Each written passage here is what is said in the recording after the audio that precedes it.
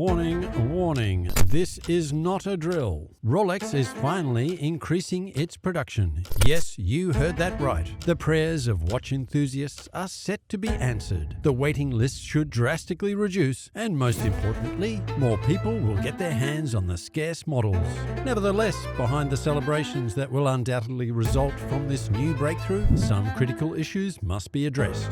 Keep watching today's video to learn more about Rolex's new scheme and everything in between.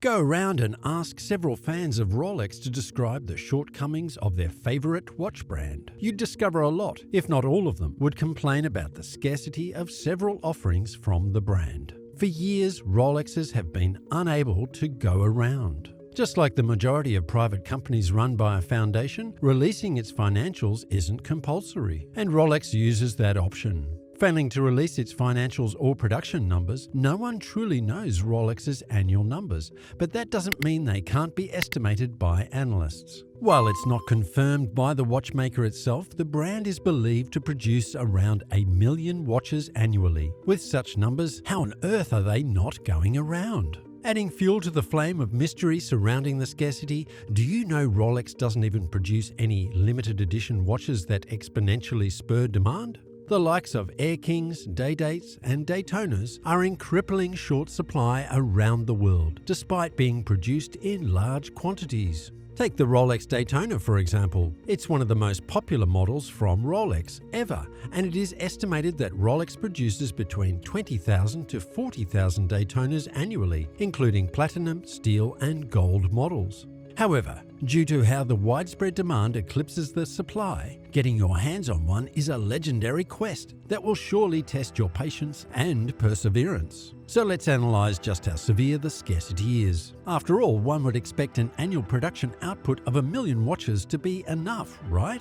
To start with, Rolex is exponentially popular across the globe. As a matter of fact, it's arguably the most popular watch brand on Earth. Rolex lovers, enthusiasts, and buyers can be found in all of the major countries in the world, hence the demand is widespread. It isn't a feature of any specific geographical area or culture. Around 1.1% of adults on Earth are millionaires. Surely we do understand buying a typical Rolex timepiece wouldn't fetch $1 million from you, but where are we going with this? With that statistic, despite being in excess of 1%, only 56 million people on Earth represent 46% of the entire planet's wealth. Regardless of how dressier or not the average rich person is, you'd be surprised to see she has a high-end watch in his collection. And who doesn't want a Rolex? If only 1% of the wealthy 1% buy a Rolex annually, that means 560,000 people on Earth bought one. Rolex makes 1 million watches annually, with 560,000 already guaranteed. That means there are fewer than 2 Rolex watches available to each person per year. With not enough to go around, that's why the wait lists never seem to come to an end. We haven't even talked about the true majority, Rolex consumers outside the global 1% of adult millionaires, some of which either own or actively seek to own hundreds of Rolex watches. It's increasingly evident that the major reason Rolex watches never seem to be enough, despite having an output far greater than so many high-end watch brands, is that its supply never seems to match up to the demand. At the end of the day, it all boils down to being a game of numbers. But make no mistake, it is a sign that things wouldn't change anytime soon. However, in response to the problem, Rolex has finally panned out a big solution: an increase in production. After all, it's a game of numbers. Not only has the brand set up plans to open brand new manufacturing facilities, but they're reportedly taking things up a notch by hiring more employees and more automated machinery. According to reports, Rolex also plans to ensure sustainability by investing in renewable energy sources while adopting new technologies to reduce its environmental impact. In addition to that, the brand has reportedly announced that it would be expanding its retail network, both physical and virtual stores, to meet the ever-growing demand.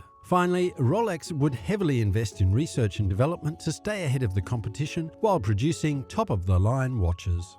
All of these point to the direction that Rolex is finally being serious about bridging the gap between supply and demand, especially given the fact the number of wealthy people across the globe is rapidly rising, which would only further drive the demand for luxury statements even higher. As for its commitment to sustainability, we consider this an overwhelming positive. Not many brands out there truly focus on eco-friendly manufacturing products. All in all, the big change for the Swiss watchmaking giants has to be the 3 new temporary production facilities for its watches. Based in the Swiss state of Fribourg in western Switzerland, with production to begin as early as 2025, is there anything more exciting than that at the moment? Rolex is keeping its inner workings close to its chest though. Yahoo Finance reached out to the brand to speak more on the fascinating developments in store for the watch industry, but they declined to throw more light on it. Rolex surely knows how to keep us guessing. At the moment, Rolex operates 4 Swiss-based facilities. The famous headquarters in Geneva, its Bienne site, is responsible for producing the brand's mechanical movements. The Plani watch site manufactures bracelets and cases, and finally, the Schönberg site makes dials and performs gem setting. With that in mind, Rolex has recently confirmed its plan to build another facility, a permanent one based in Buhl, Switzerland. In a statement to Bloomberg, Rolex also disclosed what enthusiasts and fans should expect. According to them, the Buhl site, just like 3 new temporary facilities, would provide the brand with the means to meet its ever-growing demand, support growth, and more importantly, increase its production output. With the statement further buttressing Rolex's resolve to cripple the age-old foe of an underwhelming supply meeting up to the high sky demand, we can't wait till everything starts to play out. Then again, it brings to mind the cries from the brand when the difficult situation was almost getting on everyone's nerves. In late 2021, when the brand talked about why it's been stuck between a rock and a hard place regarding its production crisis, here's what they had to say. Our current production cannot meet the existing demand in an exhaustive way, at least not without reducing the quality of our watches, something we refuse to do as the quality of our products must never be compromised. Typically, Rolex watches are hand-assembled with expected delicate care. For years, the brand has maintained a high-quality standard in watchmaking, and everyone knows Rolex watches perform so well. If they were to succumb to the pressure of fans, what do you think would have happened? Walk with us as we give a plausible outcome. The brand was always keen on satisfying customers, right? But thanks to its production output, a sudden surge in production would mean Rolex would have had to cut corners. Cutting corners in this context would mean a lower quality product, and it's something Rolex was never willing to compromise. Would you even pay top dollars for lower quality? In the latter months of last year, Rolex had the watch world at a standstill. In a move that sent goosebumps to every watch collector or enthusiast, the brand entered the rapidly growing certified pre-owned market, supplying the inventory of its authorized dealers with a lot more options to sell. With many appraisals from every Tom, Dick and Harry that cares about the watch world, the certified pre-owned program was met with welcome arms. Eric Wind, the owner of Wind Vintage, a high-end pre-owned watch dealer, heaped praises on the program. In light of the demand for Rolex watches being significantly weightier than the supply, he expresses it as a welcome news to watch lovers that Rolex is expanding. Moving on though, in light of the planned increase in production, have you been wondering how many Rolex watches the brand would be making now? The truth is that no one truly knows. Just as we discussed earlier, Rolex is a private company and they don't release their financials or production output. Having said that, Rolex wouldn't be expected to disclose their performances now, but we should expect a significant upgrade in the current situation. As for the million-dollar question of whether or not the hard-to-find models would be more easily available, what should we expect? Again, this is pure speculation, but we should also expect another significant upgrade to the current situation.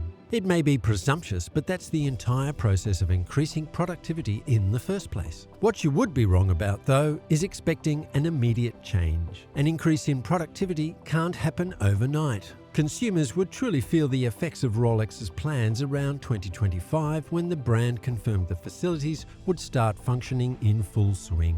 Plus, even when the temporary facilities start working at full power, it would still take a while for the all-important timepieces to be doled up in the boutiques of authorized dealers. All we need to do is patiently wait for Rolex. It's the least we can do. After all, the company has finally taken clear measures to demonstrate to its fans that it intends to put its timepieces where they shine the brightest, on man's wrists.